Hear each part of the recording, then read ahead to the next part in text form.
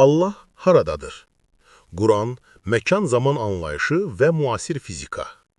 Giriş.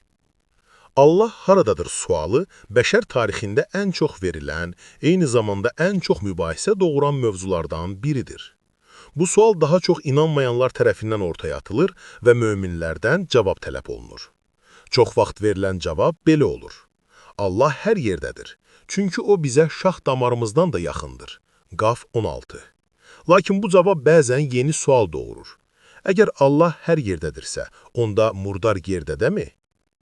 Burada problem insanın məkan və zaman prizmasından dünyanı qavramasıdır. Halbuki Allah məkan və zamana sığmayan, onları yaradaraq idarə edən varlıqdır. Buna görə də insanın Allahı məkan içində təsəvvür etməsi təbii olaraq məhdud bir yanaşmadır. Bu yazıda məsələ həm Quran ayələri, həm də müasir elmin, xüsusilə müasir fizikanın və simlər nəzəriyyəsinin təhlili əsasında araşdırılacaqdır. 1. Zaman və məkan anlayışının ilahi düzəndə yeri. İnsan üçün zaman və məkan həyatın ayrılmaz parçasıdır. Lakin Quran göstərir ki, Allah üçün bu anlayışlar yoxdur və ya fərqli işləyir. Rəbbinin dərgahında bir gün sizin hesabladığınız 1000 il kimidir. Həc 47. Bu ayələr göstərir ki, Allah üçün zaman nisbidir. Hətta bizim üçün keçilməz görünən sonsuzluq onun üçün yaradılmış bir ölçüdür.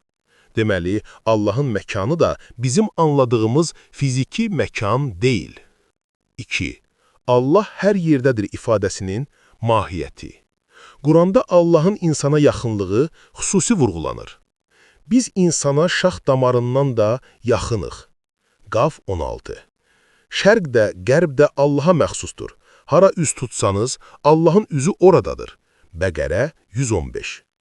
Bu ayələr göstərir ki, Allahın varlığı maddi mənada bir məkana sığışmaqla izah olunmur. Onun hər yerdə olması ifadəsi qüdrət, elm və idrak baxımından hər şeyə nüfuz etməsi mənasındadır. Deməli, Allah nəcis və ya təmiz məkan anlayışından uca və müstəqildir. Bizim məkana aid etdiyimiz məhdudiyyətlər ona aid deyil. 3. Quran və çox qatlı kainat anlayışı. Quran kainatın çox qatlı və çox ölçülü quruluşunu təsvir edir. O, 7 göyü bir-birinə uyğun olaraq yaratdı. Mülk 3. 7 göy, yer və onların içində olanlar onu təsbih edirlər. İsra 44. Burada 7 göy anlayışı sadəcə atmosferin 7 qatına aid deyil, müxtəlif dünyaların, müxtəlif qatların və çox ölçülü aləmlərin varlığına işarədir. Bu qatların hər birində müxtəlif varlıqlar və fərqli qanuna uyğunluqlar ola bilər. Cinlərin mövcudluğu da bunu təsdiq edir. Biz insanı qrup halçıqdan, cinləri isə daha əvvəl tüstüsüz otdan yaratdıq. Hicr 26-27. Cinlərin bizə çox yaxın, lakin görünməz olması onların başqa bir qatda yaşamasının göstəricisidir. Bu isə müasir elmin paralel dünyalar nəzəriyyəsinə çox bənzəyir. 4. Elmi yanaşma, simlər nəzəriyyəsi. Müasir fizikanın ən dərin nəzəriyyələrindən biri olan simlər nəzəriyyəsi maddənin ən kiçik zərrəciklərinin titrəyən simlərdən ibarət olduğunu deyir. Bu simlər titrəyişlər vasitəsilə müxtəlif hissəcikləri və nəticədə müxtəlif aləmləri formalaşdırır. Bir-birinə yaxın, yəni bizim baxışına yaxın olan dünyalar bir-birinə toxunmadan mövcud ola bilər. Quran bu anlayışa yaxın fikri belə ifadə edir. Biz hər şeyi müəyyən ölçü ilə yaratdıq. Quran, Qəmər 49. Deməli, kainatın hər qatında fərqli ölçülər, fərqli qanunlar işləyə bilər. Hər müxtəlif titrəyiş yeni bir varlıq formasına və hətta yeni bir dünyaya səbəb ola bilər. 5. Dünyalar arası keçidlər və portallar. Quranda bəzi ayələrdə ulduzların və göylərin qapı, yəni portal funksiyasına işarə olunur. Göyü bürcülərlə bəzədik və onları şeytandan qorman etdik. Kim xəlvəti qulaq assa, onu yandırıb yaxan alov təqib edər. Hicr 16-18. Cəhənnəmin 7 qapısı vardır. Hər qapıdan müəyyən bir dəstə girər. Hicr 44. Ulduzların, xüsusilə də qara dəliklərin digər dünyalara keçid portalları ola biləcəyi ehtimalı elm tərəfindən də irəli sürülür. qara dəliklər ulduzların partlayışı nəticəsində əmələ gəlir.